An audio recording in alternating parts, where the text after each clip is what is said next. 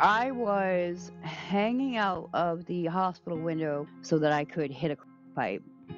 Like, I wanted to die. I know how hard it is to to put yourself in that situation where you're going to be uncomfortable. You're going to be uncomfortable physically, mentally, emotionally.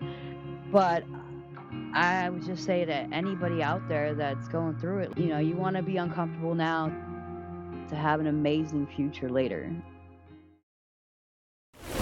This is Hard Knocks Talks. Kat, welcome to the podcast. Thank you for having me. I want to talk a little bit about you. I mean, you're a survivor of all things. We were talking before we started recording. I mean, you're a survivor of domestic violence, of addiction, of self-harm, a suicide attempt survivor. Like these are a lot of people don't come back from these things, and you've experienced a wide gambit of really challenging things in your life, and I'm looking forward to talking about your healing journey. But before we do, I just want to shout out Eric from the Other Side YouTube channel. His content started popping up on my feed. It's very visceral, right? Like he interviews people that are still in active addiction, and in fact, you're his first guest and ever like that. What was that, like 4 years ago or something like that? Yeah, I think it's going on 5 now.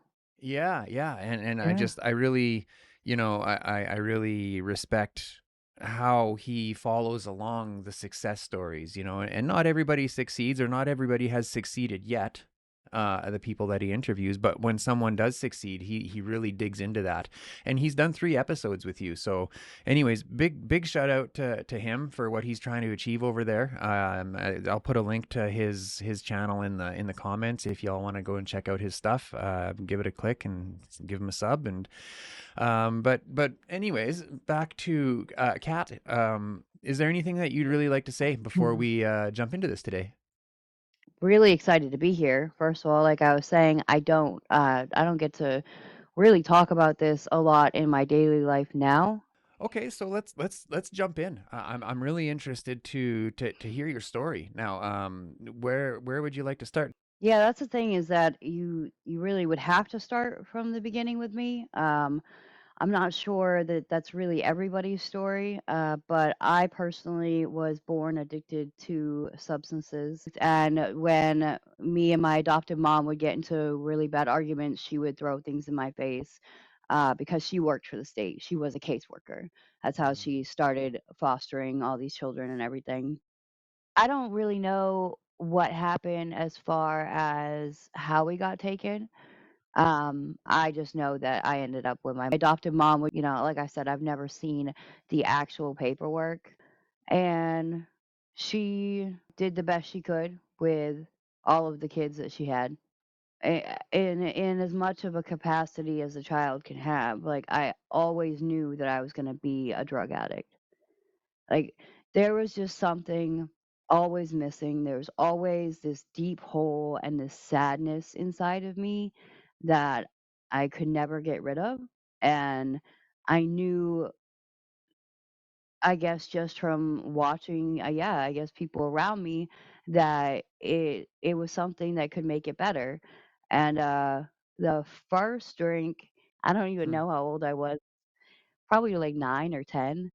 really? Yeah, and I just sat in the playhouse and I was like, "This is a good time, like, this is yes." And Yeah. from there, like, when I drank, when I was young, I just pounded. So it was never about the taste. It was never about fitting in. It was No. about oblivion. Yeah, I just needed to get out of me. Hmm. I Interesting. didn't and she hated me, and so I hated me, me and, my mom watched a lot of Lifetime. I used to love it. And there was just a scene where this girl had started flipping out. She was really upset, and she just took her nails and was just, clawing down her arm until like bled and like calmed down. Later that night or something, I was really upset. Some fight between me and my mom or something. Some chore wasn't done or something like that. And I had one of those little pencil sharpeners, and it just has that little screw in it. And I was like, I bet you that'll work way better than like nails. And I took that out and I cut for the first time, and it was just instant relief. Everything just, oh, just I could breathe again. It was like boom. take a breath, wrap it up with ace bandage real quick, and I always wore a long sleeve or a sweatshirt. I hid it for 2 years.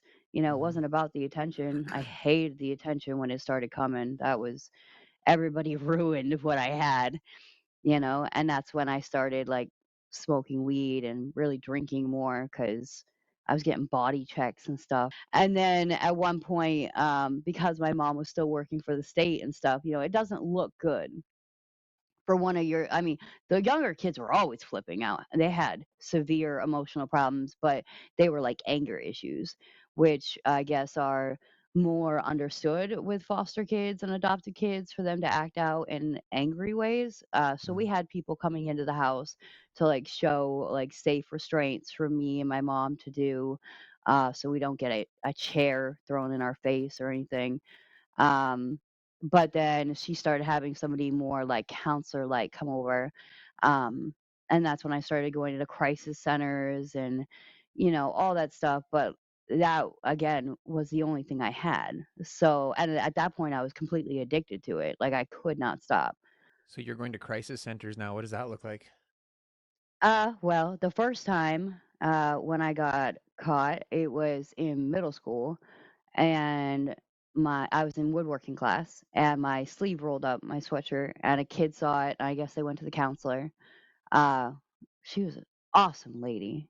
I forever remember her. I don't remember her name, but I got called down to the office and I tried to hide and lie and all that, but they made me show them my arm and that came out and my mom got called and she, I guess, kind of blew it off in whatever manner because they were like, no, she isn't allowed back in school until she has an evaluation. Mm. And so we had to go to Mercy or Main Med ER and their crisis center. And the only thing that she said to me the entire time was on the car ride over, and she said, I don't know why you're doing this to me.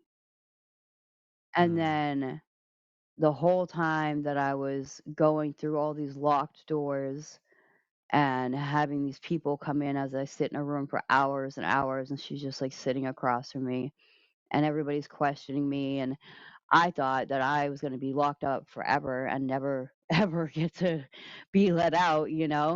And I ended up going home that time, but we didn't talk, we didn't say anything, and I cut when I got home. I was also dealing with my anorexia really hard. So it was like the cutting, the depression. I started having severe panic attacks at age, I think, 10. So, they had to deal with all that and they put me on a whole bunch of different medications that never worked, this and that and the other, um, until I got put into a group home when I was 16. Do you remember the vibe? Do you remember the feelings? Do you feel because like some people would think that okay, so this woman that you called mom, she hated you, or you thought that she hated you, and that made you hate you. So if you're going into a group home now where you're not around her anymore, like maybe that is a sense of relief in some way. Do you know? So like I'm just like help us understand what that was like for you to transition from where you were into a group home. The transition was awful. The transition was really bad. But the group home was amazing. Spurwink in Casco, Maine. Mm. Amazing. I actually called it my first home that I'd Mm. ever had. I I loved it once I got used to it. When I went, like, of course, I knew I was going somewhere, and it was, like an hour, hour and a half drive. I don't really remember much of the drive until we got to like the woods because I love nature and the forest and everything. So there's a huge lake that we're driving along, and all of it's dense wood. And I was like, okay, well, I mean, this is pretty. Like, I like it. Mm. And then she dropped me off, and I, of course, had like phone privileges. It wasn't, a crazy facility or anything. And I don't think she called me for like a solid month. And I just laid on my floor for, I think, the first 3 days straight in the fetal position, not speaking, not going to the bathroom, not eating. Like, the only family that I ever knew. just dropped me off somewhere and didn't look back. So, do you remember some of the things that they said to you or some of the things that they did that really like helped you feel at home and helped you move past that feeling of rejection?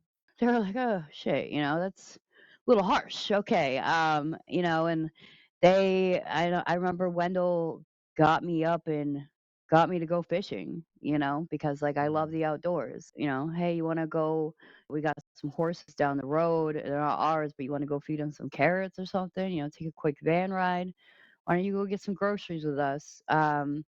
They did, for a while, have to monitor my eating to make sure that I was eating. mm, They did do some minor body checks for a while, but they saw that that wasn't working. They backed off. They really just found what works for me instead of trying to medicate me. They tried to get to the root of what was dragging me down in life instead of covering up the problem. mm, I was doing healthy things. I was hiking, I was fishing, I was doing volunteer work, I was mountain biking. I never stopped. Their school was there, so you didn't go off campus or anything. So it was a lot of structure. Which I'm not sure if I had BPD back then, but I know I mm, do now, and I thrive on structure. Like mm, I do so well in jail. hmm. So what happened then that ended your time at that group home? I turned 18. Oh, so you aged out. Yeah. Yeah, I can't Okay. stay after 18, Oh, okay. which is Um, unfortunate. I would have stayed for the rest of my life. I loved everybody there so much. so what happened then? Well, thankfully, those horses that they had got me off the floor with, um, the woman that owned them had seen us coming and like feeding them carrots and stuff, and she had given me like a volunteer type job. Mhm. And I had started doing that a lot, and she was like, "Hey, I have a open room in my house. You can live there for free. I'll feed you and everything, and you can of course ride with me, when we have time, and you just do all the horse things with me."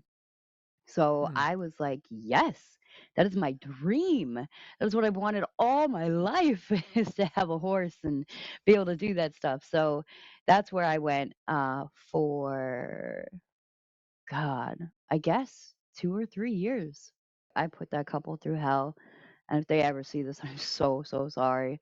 I've tried to get in contact with her via like Facebook and when I used to remember her number a few years ago, but I've never been able to. Uh, but I pray they're okay because Yeah. amazing couple. To me, it sounds like were in a pretty healthy environment. How does your addiction take such hold in such what you've described as like a beautiful place? I was so fragile that their nightly routine after getting done with the horses and everything of coming in and their glasses weren't huge, but I probably had 2 3 shots in my glass, and everybody had that, and we would sit and watch like the weather for the next day, and we would have our drink, and then I somehow met this guy who just became my best friend, Nathaniel, and we were really, really bad for each other. The next thing I knew, I woke up and it was 6 months later, Wow. and apparently we started sleeping together, and they ended up taking me to, my first detox, Mm, um, in Lewiston. I hallucinated. I was still shaking so bad that I couldn't even walk downstairs without my knees giving out even at the 10 days when I left. And I met this guy, Daniel, mm. who I decided was just the greatest thing in the entire world. You met him in Um, detox? yeah, Yeah. and they only gave him like 3 days or something. So that's how long I knew him. Mm, So they were kicking him out. And me being who I am, of course, was like, that is so unfair. Y'all Mm. can't do that, you know. And they were like, we can and we're going to. And I was like, well, I'm leaving too. We're leaving Mm. together. Oh And they're like, my. that's a terrible idea. And we did. And then he shot me up for the first time. Oh yeah. And I never looked back. Mm-hmm. This is what I have been searching for my entire life. Did you go back to your home with the horses ever again? Like, what was that over now? I, broke down and called them. And they did come and pick me up. All that really happened was I ended up getting Nathaniel hooked on, and then we ran for, I think, maybe 6 months. He wasn't built for the streets. He went into rehab. He turned his life around much faster than I did. Mm. I had to have So much more consequences. so what happened then? So he went into rehab. Now you're on the street, right? When this happens, did you stay Yeah, on I the was pretty street? pissed. I got myself together for a little while. Um, Eventually, I had a son, um, but his dad wasn't involved, and I was still self-harming, still very much. Then I had postpartum depression on top of all the other stuff. So gave custody to my oldest adopted brother when he was 10 months old, I believe. And then again hit the streets. So it wasn't good. And There was just way too much on my plate. And I felt like there was no hope. Mm. But I didn't really have a plan to kill myself. I had tried a couple of times when I was younger, and that had never worked. So I was just wanted to get rid of it. Um, and I just went hard, and I didn't stop. And I eventually met a guy pretty quickly, really, out there, Sammy, and they they were getting the from China Mm. back when it like first came out, and we ended up being the suppliers of like all of Portland, Maine at one point. Um, the DEA were following us. God, we must have gone for at least 6 months, and he was so paranoid at that point that he would take the stuff and he would go next door, so we could have to go outside of a door, and he would go to the neighbor's house or whatever to go in their basement to bag it up because he thought that I was like taking stuff or something. um and he was coming back one time, and I had just done like the little tiny dose that he had left me with, and I'm sitting on a chair, sitting on a chair with like just like underwear on, and I shit you not, SWAT, the FBI, whatever, they just boom into the house. Sammy was coming in with the stuff, and they just tackled him on the porch, these big guns out. And he went to Fed, I think. I think he went to Fed, yeah, in Wyndham. I went to the hospital. I did my regular I see demons, start freaking out because I'd rather go to the hospital than go to jail. But I had nothing on me either because of his paranoia. So that was great. And then I found out that I had developed endocarditis Mm. in my heart, like really bad. Um, I developed endocarditis, and I was at a I was at a Trick's house at one point, and I decided that I needed more. This is just before we got all caught up with the feds and everything. And so I decided that I had to jump out his second story window because his door creaked, and I had to steal his car to drive back into town to get more and come back real quick. So I had the car keys. I jumped out the window, and I broke my ankle. The infection, what it does, I had it in the, you can either have it in the lining or you can have it as an actual mass, and I had mine as a mass in the aortic valve, which is the one that intakes blood. Mm. And so it was regurgitating, so it was shooting blood back out where it's supposed to go in, which is Mm. really really bad. um And what it does is it goes through your blood, so all these little pieces of the infection are going through your blood. And because I had broken my ankle or fractured it, it found that open piece of bone and it went in there and it started to grow and I got osteomyelitis. Mm. So I was literally out on the streets of Portland. It was swollen all the way up to my knee, didn't even look like a leg. I couldn't breathe. I kept passing out. Like people, like other addicts, called the ambulance for me a couple times. There was one time I actually thought I saw the Grim Reaper, and I wasn't even on drugs. Like, and I told somebody to take me to the hospital, and she did, and she rushed me right in, and they rushed me right to surgery. And they scraped out the infection in the ankle, and I don't remember the first 2 weeks. Like, I guess I was conscious, they say, but I Hmm. was so close to death that I don't remember any of it. Yeah. And I spent 6 months, but I wouldn't stay consecutively. It wasn't until I had somebody bringing me in drugs every day to the hospital that I was finally like, okay, I'll do my time. And Hmm. the hospital at that point was like, you can do whatever you want as long as you stay because you're gonna die. I was hanging out of the hospital window because I was over a helipad and there was no screen for some reason, so that I could hit a pipe out the window and blow the smoke out.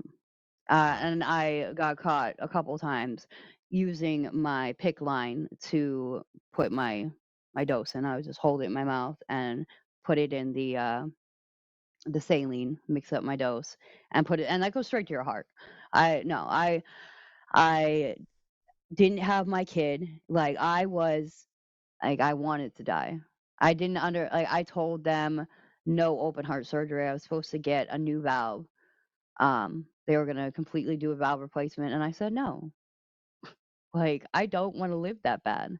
You will take Mm. no extra measures." I had a DNR signed. Do not resuscitate me. Like, I was just completely done at that point. So you're still here. Um, what happened next? Like you when you left the hospital. I was in a polyamorous relationship with two people regularly, and they wanted to move to Florida, and we did the 2.5, 3-day trip down. I still had, like the wrapper on my arm from the pick line. I was so skin and bones from the weeks in a hospital bed where I couldn't even get up to use the bathroom because I was so weak. So I wasn't in good shape uh, whatsoever to just move to Florida and live Mm-hmm. homeless there in the heat. But that's what we did. And then we broke up a few days later. So I was Mm. alone in Florida, and this couple saw me, this man and woman, crying, and they were like, "Oh, just come home with us." So they took me all the way to Cutler Bay on like 2, 3 buses, and then started like pimping me out of their house, uh, but didn't know how to do it well. So we weren't really making any money, and I left. And then I realized that like I had no idea where I was, and I walked and hitchhiked all day, and I finally got picked up by somebody, and he asked me where I was trying to go, and I was like, I'm just trying to go where the good drugs are, dude. Like, come on. And he was like, Oh, you want to go to Overtown? And I was Mm. like, yeah, yeah, yeah. That's what I heard about in Maine. That's where I was trying to go. Do you know where it is? Yeah. So he dropped me off in the middle of Overtown. I remember it was dark, and you just saw like the lights from the bridge because everybody's under the overpasses and stuff. And there was just people everywhere. And there was music playing because like the dealers sit outside and they play cards and they play dominoes, and they do things to look not suspicious, I guess, or whatever. And like everybody's just vibing, and I was like, I am home. We had like a woman's tent city set up Mm. for like safety and stuff, which was that was really cool. It felt like a safe environment. And I didn't realize how much that mattered. Margot was the matriarch of the whole thing. Um, and so oh, it was so cool. This giant tent in the back that had like this divider that can make it into two rooms and stuff. And then all the other women's tents were all up along the side of the only fence that was wooden. So it was like an actual barrier because everything else was chain link. And it was just a big open field where no house had been put up, you know, and it's fenced in, besides the one front entrance, which was great. If cops come in, they have to come in this way. If anybody else comes in, they have to come in this way because people in Miami are not going to let somebody just be going through their yard and climbing a fence. That's no way that's going to happen. So, Mm. very secure. And she had figured out a system where the only people who were allowed to live there were women, and if you had like a significant other, like that was like a real significant other, not like, hey, we started dating last week. Like there of course are husband and wives, commonly out there together. So we had maybe like two of those. And then we just had our good friend Brooklyn, uh, who didn't need a weapon for sure, but he loved to swing anything around that he could. He just got so much a kick out of it. So he would be on guard literally 24/7. He was just like always our bodyguard. He would stay either back by Margot's tent, which then became my tent as well for a while. We started dating and stuff. So we would just, have like a guard right outside. And the dates would come to Tent City, and they would, not only pay for dates, but you have to pay for the tent. She would always have extra paraphernalia, Mm. so if you need extra stuff, it was there, which gave her a little bit of profit, but also, like, who doesn't want clean supplies? And the cleanest place that we can make. Like, she was very, very good about picking it all up. I mean, we had a full size bed and a couch and a dresser, and at one point Brooklyn hooked up a air conditioner to like a car battery or something and had Mm. that thing running. So we made it as nice as we could. um but when that fell apart, that was what was really bad, because he got paid, to just stand out there, and if any noise came from a tent that didn't sound right, he had full authority to just open that thing up, and he did. If any guy started a problem, he would absolutely immediately grab them up and throw them out. Um, it was a safety thing, and I didn't get raped or beat up or anything until they blocked that off, and we had to move on to the sidewalk, and there's just not the same security on a sidewalk as there is in your own little gated community that we Mm. had. But then I got into a relationship with someone, um, Shadow, who in the beginning of it was fine. We were teammates, on the street, which is really, really nice to have, when you have somebody that you can count on. But unfortunately, he started smoking, and he started getting violent, and it started being like I was pimped out, and I had to do any single date that came along, and then I had to give him all my money, and if it was enough, I would get well, and if it wasn't enough for him, then only he would get his stuff, which happened a lot. And the government, whoever was, running things at that time, really started to crack down. It was bad out there, like how dirty the addicts were being. I mean, there was just until Idea Needle Exchange came in and started really cleaning. There was just uncapped needles. I mean, like layers of them all along the dirt next to the sidewalk. Just trash everywhere, old tents being left. It was all of the areas that you really could use got totally fenced off. They started patrolling like crazy. They started taking you in for absolutely anything. At one point, it would be like they would walk up on you and you would have stuff, and they'd be like, throw it in the dirt, kick some dirt over it. And you would, and they'd be like, no, walk away. And you would just wait for the dry off, and and get your stuff. And no, then it went to now I think it's something ridiculous, like 5 charges on my record that are felony possessions, and I promise you none of them were even drugs. I think one time I was caught with half of a $5. The rest of the time it's like a dirty pipe. I got intent to distribute for a dirty syringe that had like a droplet in it. Mm-hmm. I mean, I don't think it, went anywhere. I definitely didn't get any time for it, but adjudication or whatever still stays on your record. So that's impacting me a lot.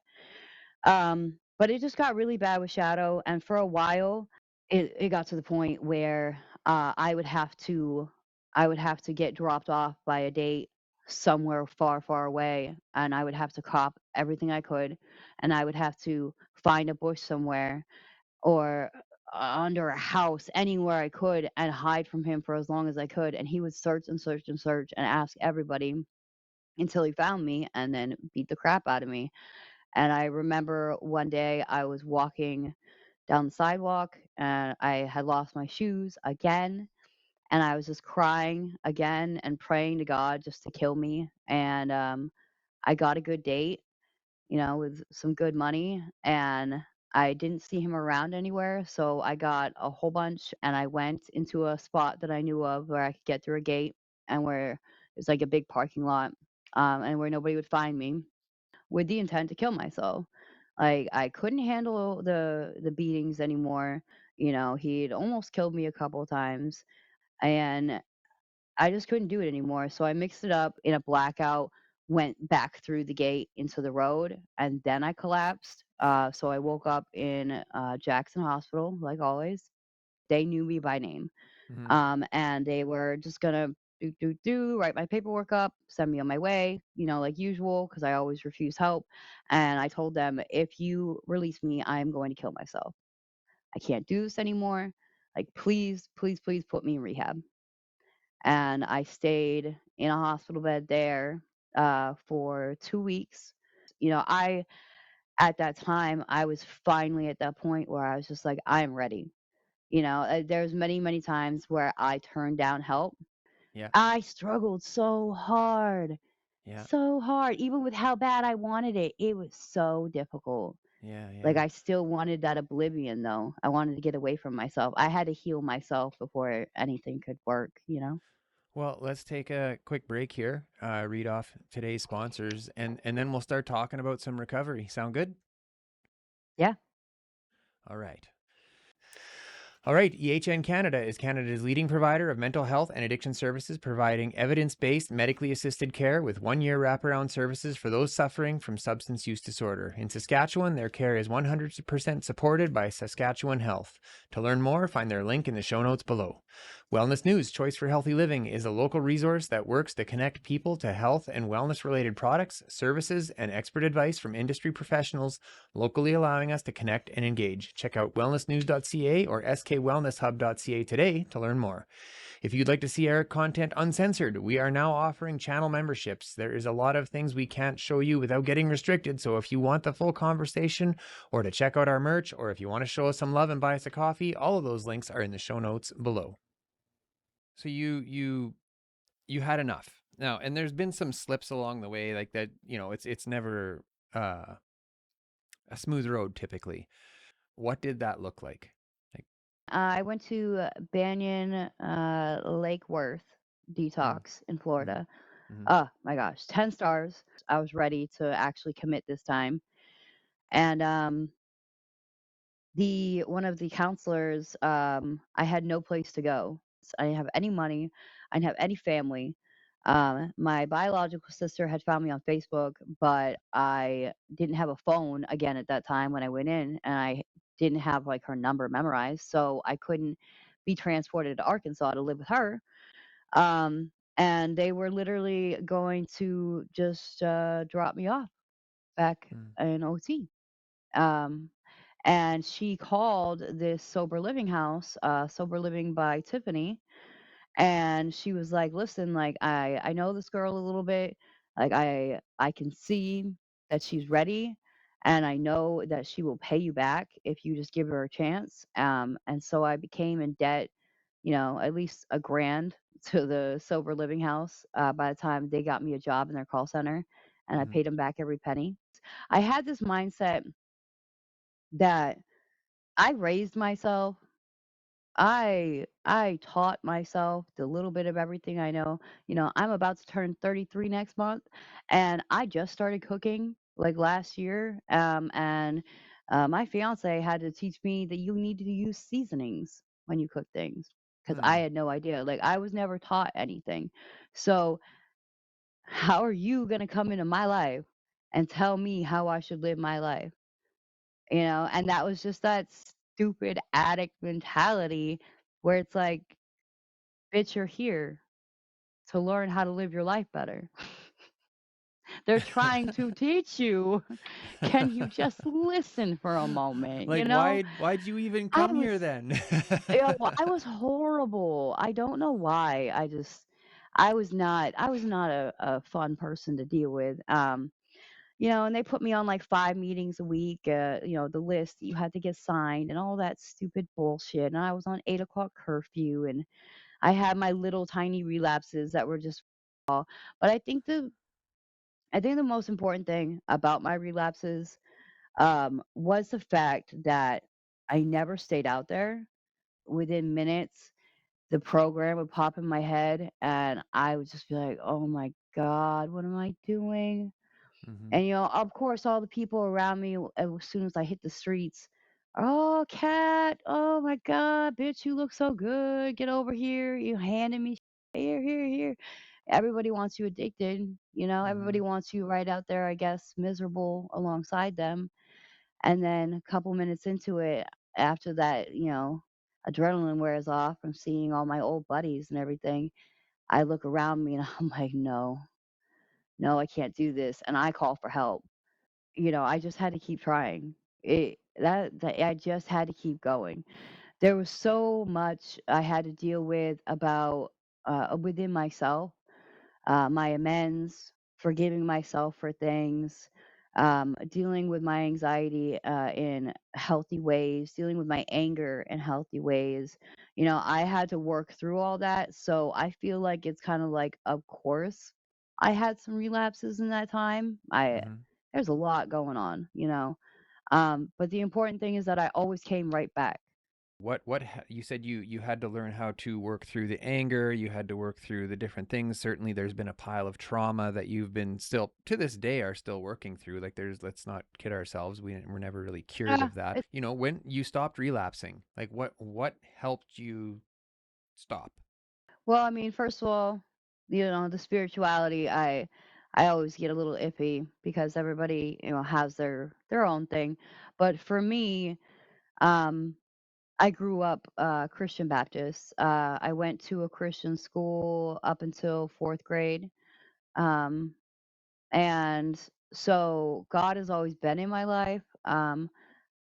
We I took a couple year break from him, I think, in the group home. uh, I was really angry about my dad dying. I was Hmm. really angry about that for a long time. Um, but my God, from what AA and NA taught me, can be different from everybody else's God. Uh, my God, when I pray, absolutely using profanity, he so is he. He don't give a I fall asleep every night actually praying. Like tell me about the first time where you just absolutely surrendered to it.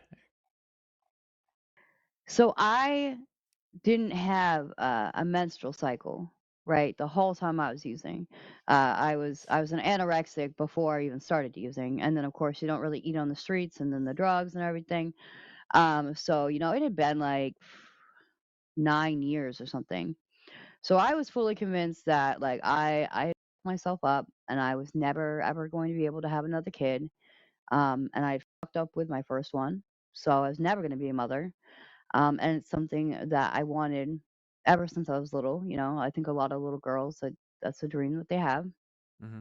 And Then I was in Sober Living by Tiffany's. I was in the first house, the Miami house, and I went with a friend in the house uh, on Sunday morning to go to an Easter thing at this big church. I can't remember the name of it. It's huge. It's beautiful.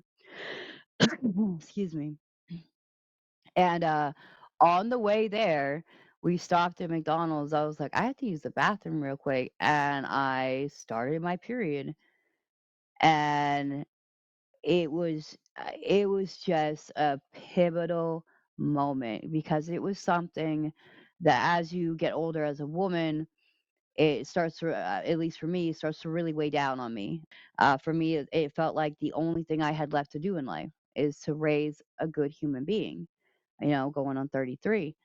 We went to the church service, and they asked if anybody just needed to repent, if anybody needed to come up in front of this entire like stadium and just like repent and like get prayed for and stuff. And I got up. I went up and I told him, just I'm an addict and I don't want to do this anymore. Like I need him to take it. Remember his hand one hand on my head, and one hand with the Bible on his chest, and praying, and like the whole crowd, and it was surreal, and it's not something that I would ever want to do. But in that moment, it was just like he was within me, he was all around me.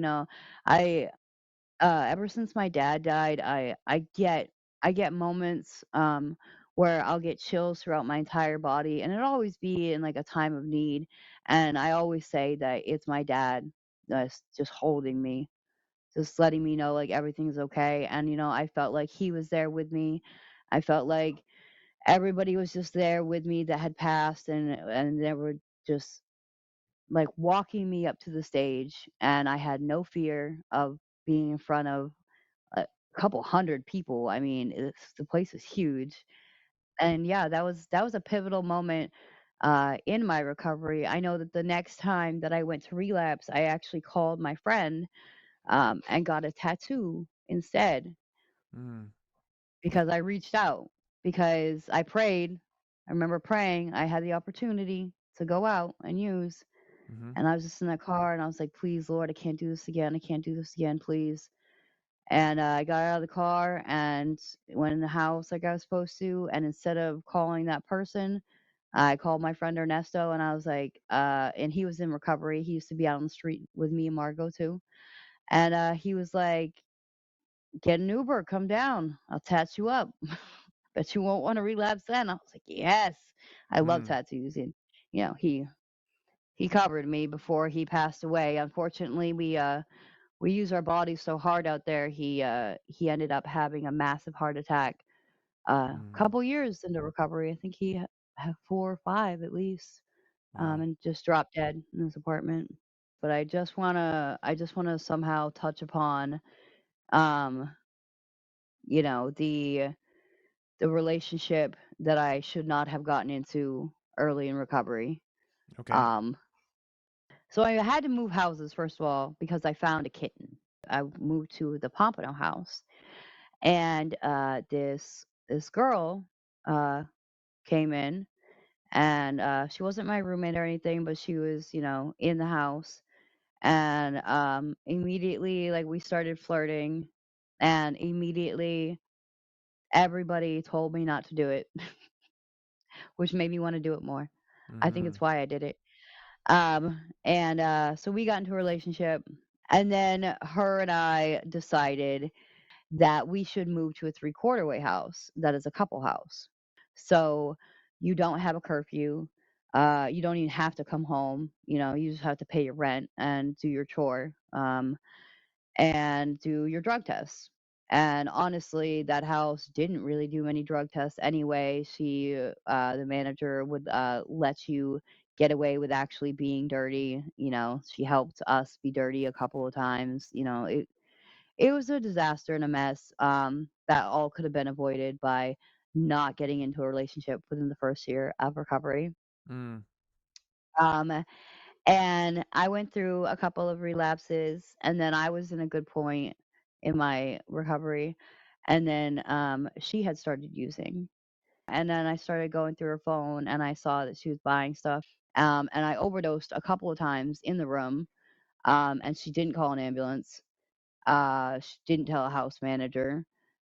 She just pumped me full of Narcan. And then I spent the night vomiting violently off the side of the bed into a trash can with her telling me to shut up before we get caught. And we came to New York and she continued to use.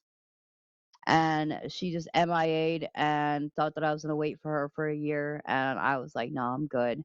And I cut those ties. And I have been sober ever since. Let's talk about the pregnancy. You're a mother now, and things are very different in your life now. Um, Mm. tell me about getting pregnant.